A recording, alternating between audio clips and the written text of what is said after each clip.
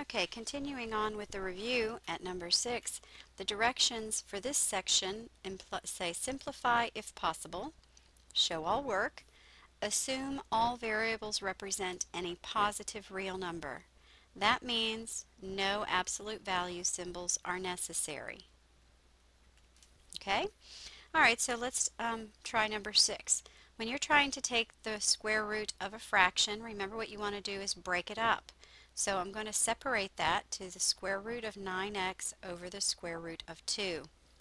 And now I'm going to simplify. And there's more than one way to approach the problem. I'm going to approach it to simplify first. So the square root of 9 is 3. That comes out, leaving in the square root of x over the square root of 2. Okay, we can't leave a square root in the denominator, so we're going to rationalize the denominator. So I'm going to multiply top and bottom by the square root of 2 to get rid of the radical in the denominator. So when you're multiplying radicals, recall that you multiply the outside numbers with the outside numbers and the inside with the inside, meaning under the radical. So 3 times 1 is 3, and x times 2 is 2x. And 2 times 2 is square root of 4. Of course, we can simplify the square root of 4 to 3 square root of 2x over 2. Now, when you're looking to simplify further, only look to the outside numbers. You cannot simplify the 3 and the 2, so this is the final answer. If you could simplify it, then you would. Don't ever simplify a number that is outside of a radical with a number that is under a radical. You can't do that. Okay, number 7. Cube root. Negative 48 is not a perfect cube, so we need to break it up. So when I break it up, it factors to negative 8 times 6. Negative 8 is a perfect cube, and 6 is not. Then we look at the variable, x to the 9th. 9 is divisible by 3. It is a perfect cube. Now take the perfect cubes out, leave in the imperfect cubes. So cube root of negative 8 is negative 2. Leave in the 6, it's not a perfect cube. The cube root of x to the 9th, take 9 divided by 3 gives you x to the 3rd. And we don't need to look for absolute values, we just need to bring down the cube root of 6. And that's your answer. Okay, with problem number 8, we're taking the cube root of 49m squared over the cube root of 7mn. There's multiple ways to approach the problem, but because 7 divides evenly into 49 and we can simplify the m's, I'm going to put it all under one radical so that I can simplify first.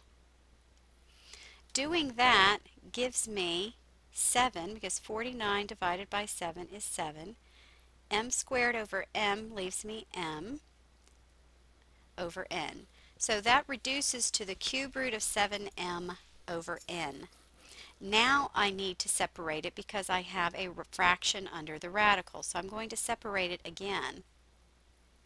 So the cube root of 7m over the cube root of n. Okay, we can't simplify the numerator any further at this point, but let's look at the denominator. We cannot leave a radical there, so we have to find out what can we multiply n by so that we get a perfect cube. Well, we have n to the first here. Remember that excuse me, remember that exponents that are multiples of 3 are perfect cubes. So since I have one n, I will need 2 more in order to make that a perfect cube. So I'm going to multiply top and bottom by the cube root of n squared. So in the top, I'm going to multiply across. That's going to give me 7mn squared.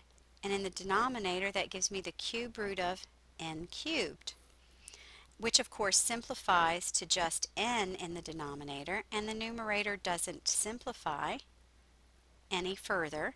The exponents are less than the index, and 7 is a prime number, so it doesn't have any perfect cube factors. And that would be your final answer. Okay, we'll keep going. With problem number 9, notice that we have a radical in the denominator, but we have not just a single term in the denominator like we've seen so far. Here you have a binomial, meaning two terms in the denominator, one of which is a radical. The process to get rid of the radical in this case would be to multiply by the conjugate of the denominator. The conjugate is simply changing that middle sign to its opposite. So that becomes the square root of 7 minus 5, and I'll multiply top and bottom by that so that I'm really just multiplying by 1. It helps if you put these in parentheses so that you recognize that you need to distribute in the numerator and FOIL in the denominator. So I'm going to distribute the square root of 2, and that gives me the square root of 14 minus 5 square root of 2 in the numerator. In the denominator, I'll get the square root of 49. The outer terms are minus 5 square root of 7. The inner terms are positive 5 square root of 7. And the last terms are negative 25. Well, you'll notice that the inner and outer terms cancel. Well, they always will when you multiply conjugates. That's the point. And the square root of 49 is 7. So I can't simplify the numerator. I'll just bring it down. And in the denominator, I have 7 minus 25, which gives me negative 18. That's your answer. However, we don't leave a negative in the denominator, so we'll move it to the top and put parentheses around what's there. So the answer is going to be negative square root of 14 minus 5 square root of 2, negative that quantity, over 18. And you could distribute the negative if you choose, or you can leave it that way. It's entirely up to you. Okay, to simplify number 10, once again you have a rational or fractional exponent, so we want to convert it to a radical first.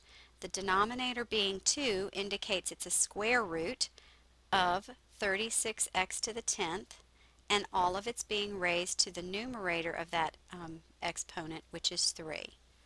So the square root of 36x to the 10th is 6x to the 5th. Raised to the third power gives you 216x to the 15th power, and that's the answer. Okay, with problem number 11, you've got a fraction here, you've got fractional exponents, but the bases are all the same. So what you want to do is try to get rid of all this confusion here. When the bases are the same and you're multiplying, we add the exponents. So when I add 1/6 plus 2/3, I get 5/6. So that numerator simplifies to 4 to the 5/6 power. Just bring down the denominator.